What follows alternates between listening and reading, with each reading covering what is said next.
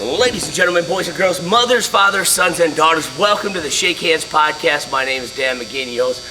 Shake hands with me, sir. Brian Keck. That's who I'm talking to right now. This is Brian Keck.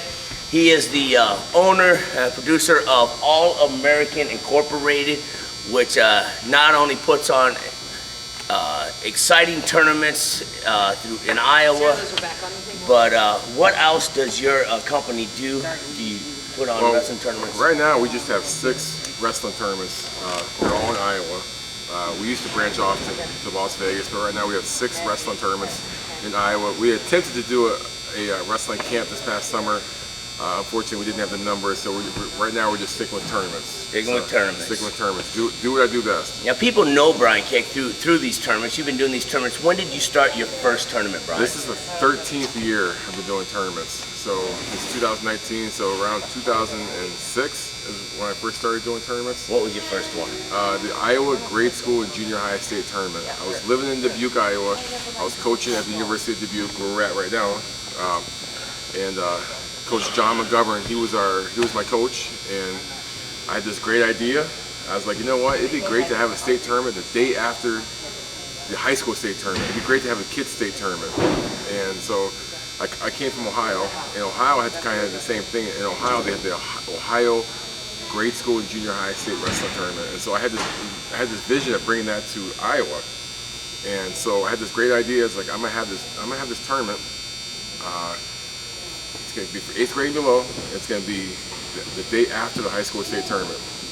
And you need something? Sorry. I tested. I tested everything this morning. All right, those of you at home listening, we may be interrupted at times. We are at Rumble by the River here in Dubuque, Iowa wrestling tournament. So Brian, being the director of this, is going to get interrupted from time to time on this podcast. We'll limit that as much as possible. So anyway, I had this idea to run this tournament the day after the high school state tournament for 8th grade and below. And so for 3 months, I marketed, promoted, did whatever I could to get at least 300 kids. That was my goal, to get 300 kids to come to this tournament.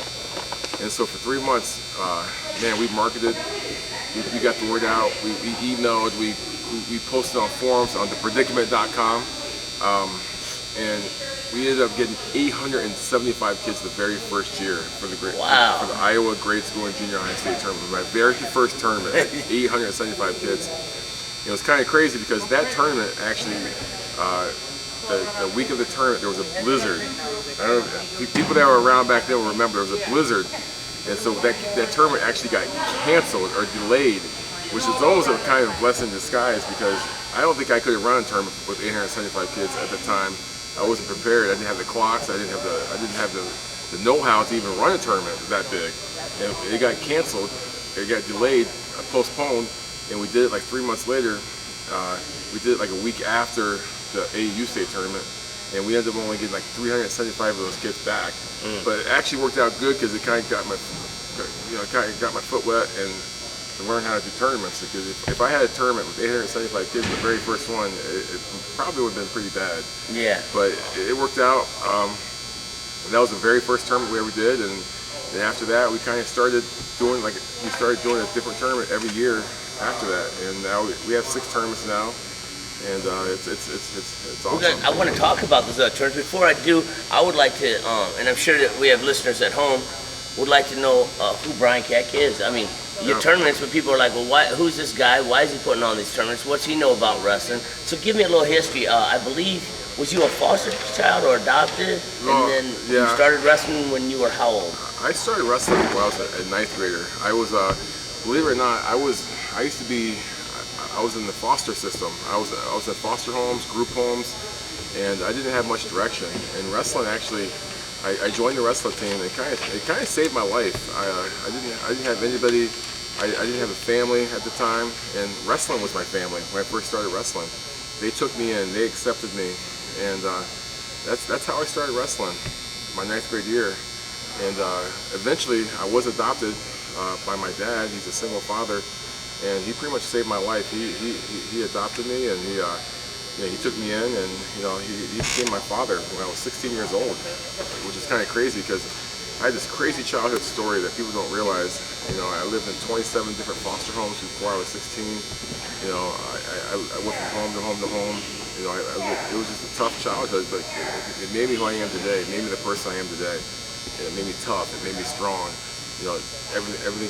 You know, nothing came easy for me when I was a kid. But I think that it helped me in my wrestling career. You know, it taught me I had to work hard. You know, to be good. And but I started wrestling when I was a freshman in high school. And I wasn't very good. I got my butt. Now you're putting on these tournaments for kids that are 4 years, 5 years old. I think we might have a 3-year-old wanting to wrestle these days. It's crazy. These kids get such a head start on where I was at. Yeah. You know, and I started when I was a freshman in high school, and I really took to the sport. I loved it. I liked the one-on-one competition, and I wasn't very good when I first started. And not many people are. My first year of wrestling, I had a losing record in my freshman year. On the freshman team, I wasn't even on the varsity team. I had a losing record on the freshman team. But by the time I was a senior, yes, 1 second. You have 3 guys from Clark that are working tables? Only the They said we are running the tournament, and Clark? he's dealing with director stuff as we speak. No, only to be wrestlers. Sorry, guys. So yeah, we're getting ready to run the Rumble by the River today. So anyway.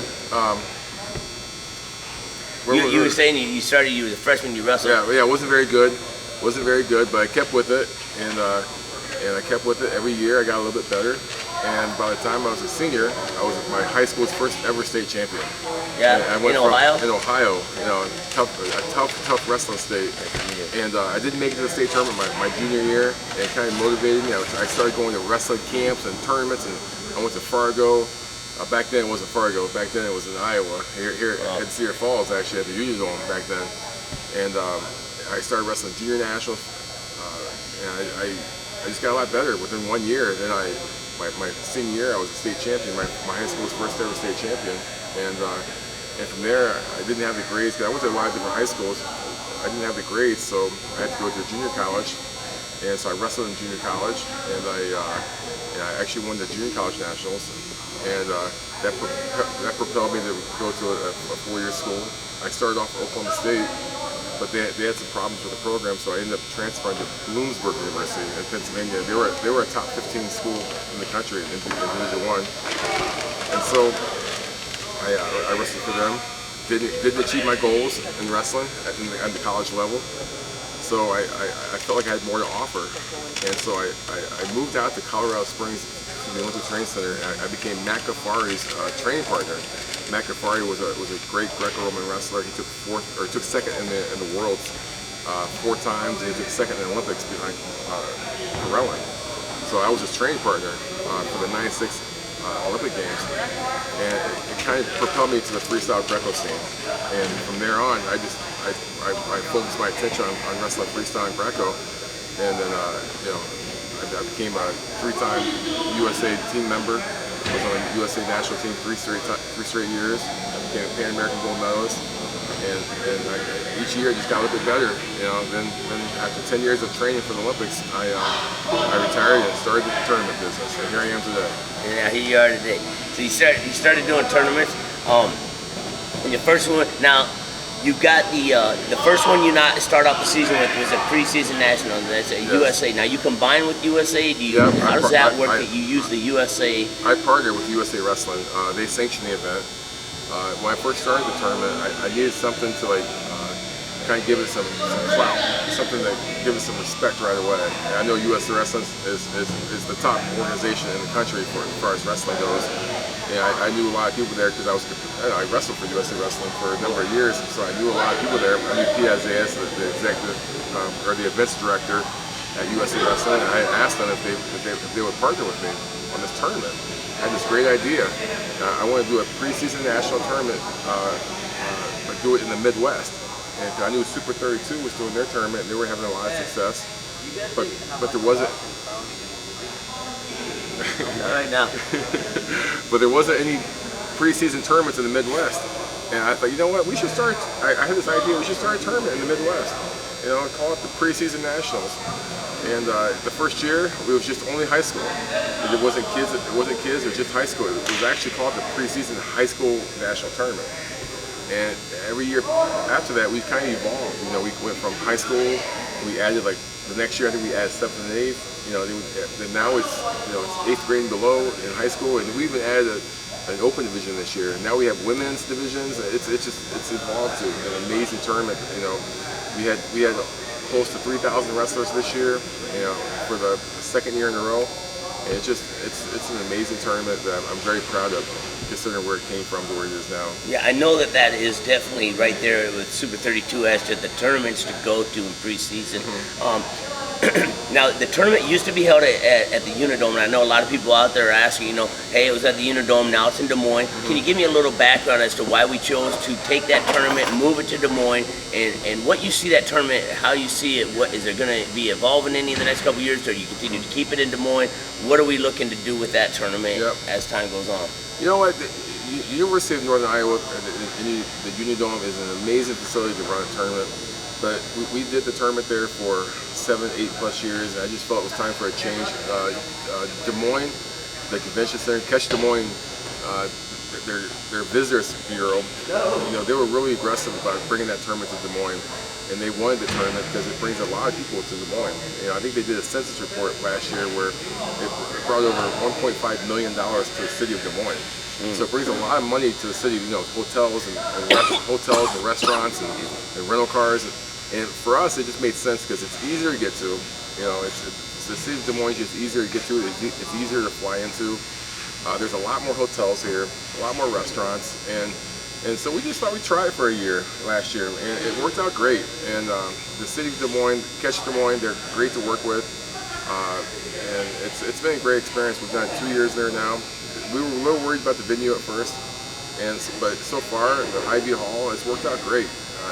This year, I mean, no problems, and we're real excited about the future. We have a contract for at least 1 more year there, so we haven't decided if we're going to go past this year, but we're there at least next year. At least next year. At least next year. So you can plan it, set your airline tickets. Do you have the date on that set up We yet? don't have the date yet. We're looking to make some changes next year. We're probably going back to 2 days next year.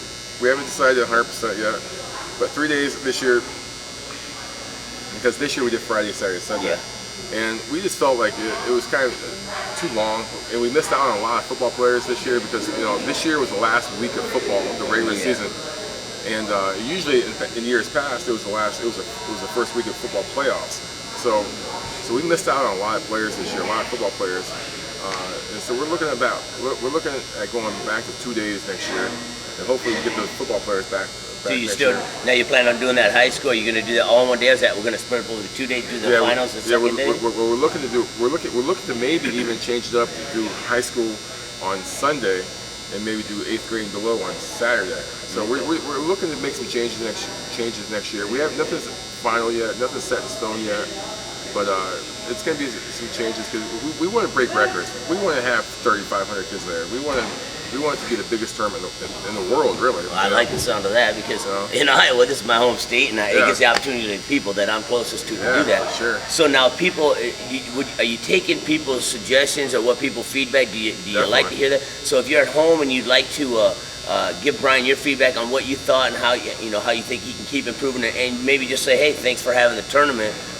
We appreciate it, and we like what you're doing with this, this, and this. You can do that by how? Email? Well, yeah, you can email me. I mean, every tournament, it's always info at, like, for example, Rumble by the River, it's always info at rumblebytheriver.com. Okay. Or it's info at preseasonnationals.com. Can't get much easier than that. Yeah, it's pretty simple, and we're always open to advice, open to suggestions. I mean, we haven't mastered the tournament game yet. We think we have, but we still, like this year, for example, we're going to change next year. Next year for the women's division, we're going all predefined weight classes, and so there won't be any Madison Square blocks. You know, every girl's going to have a weight class next year that they can register for. So we're definitely open to ideas and suggestions, and yeah. So if you're a lady wrestling and stuff, definitely you're gonna want to check that out and see, because I know that's something that you always have to deal with, being the ladies, and it's growing, so there's more opportunities for them to wrestle and more weight classes and whatnot.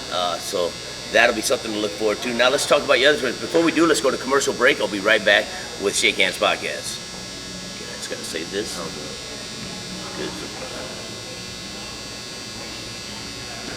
Ladies and gentlemen, boys, girls, mothers, fathers, sons, and daughters, welcome back here to Shake Hands Pod. You at home obviously saw we didn't take a commercial break on video, but we're going to input one for our audio. So this is the second part of the Shake Hands podcast with Mr. Brian Keck, the director of the All-American Incorporated Wrestling company.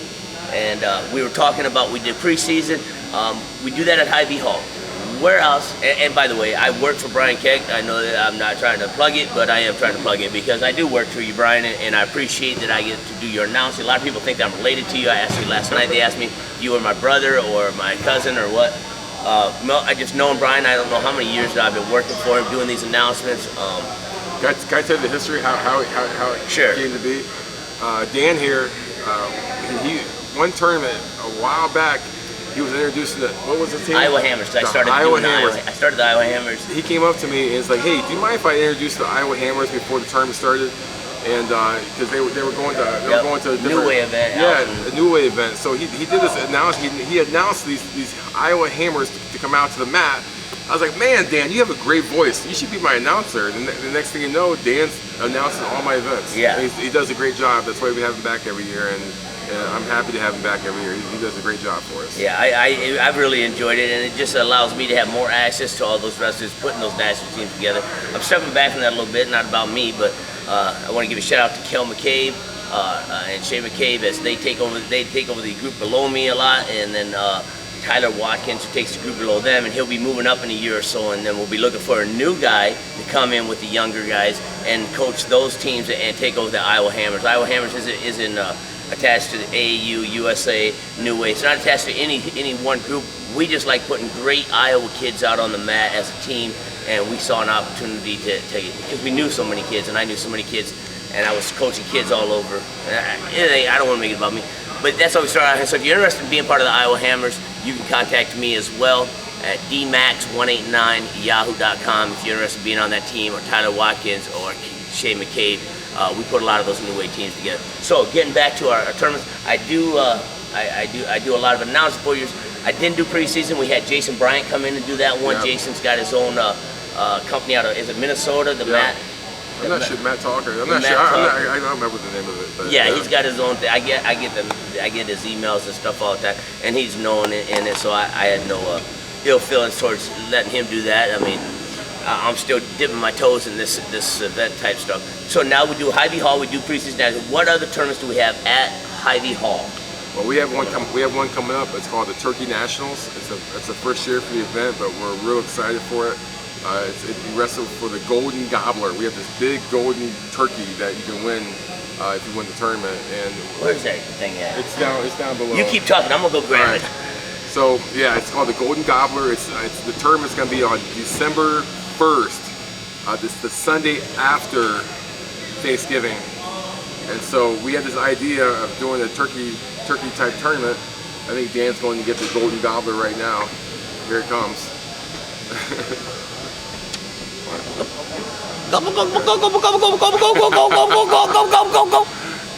So here it is, the Golden Gobbler.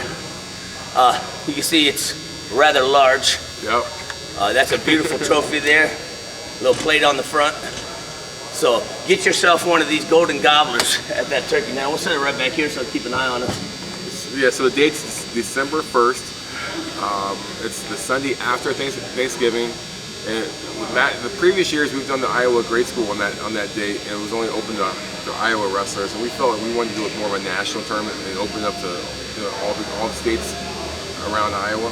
Now let me touch on that, because I know the other day Russell was talking about, there's national tournaments all over the United States. And yes, there is. There's all kinds of national tournaments. But one thing about Brian's national tournaments is they actually do bring in national level competition. Yeah. My son's been attending these events for quite some time, and I can tell you that we've gone to a lot, and my son has won national tournaments that really didn't have anybody there. But the tournaments he wins with at Brian Keck's events, you're wrestling national level competition. So a lot of guys come because they know they're going to get that level of competition at your tournaments, and they want to see the best guys around. I mean, he don't give awards away like that for just anything. I mean, you have to be somebody special, and the people come and they want to win it. So his national events truly are national events when it comes to the level of competition and the states that come to wrestle. Yeah. So that's the Golden Gobbler, and that is what date? December 1st. It's the Sunday after Thanksgiving, and we're real excited about this tournament. We think it has potential to be as big as my other tournaments, the Corncob Nationals, the Christmas Nationals. We feel it has the potential to be one of my bigger events. It absolutely has been the talk of the town, in the sense of I've been up here announcing, and I mean, to see this thing in person, it is by far my favorite one, I think, because it is so beautiful. It has a great plate on the bottom and stuff, a great stand. And I like to put these things, just for those who only have several tournaments, if you don't know, we're going to put that turkey one next year for Thanksgiving, after my son always, we do the fish one for our Easter meal at the house. We got the corn for our October. We put that as our centerpiece on the table. At Christmas, we use the Santa Claus, and during Christmas, most time Santa sits under the tree. What other one do we got there? So we got the Golden Hawk. And the hawk. We use that for our 4th of July. So these make great centerpieces as well, and topics around the conversation around the table. I don't know.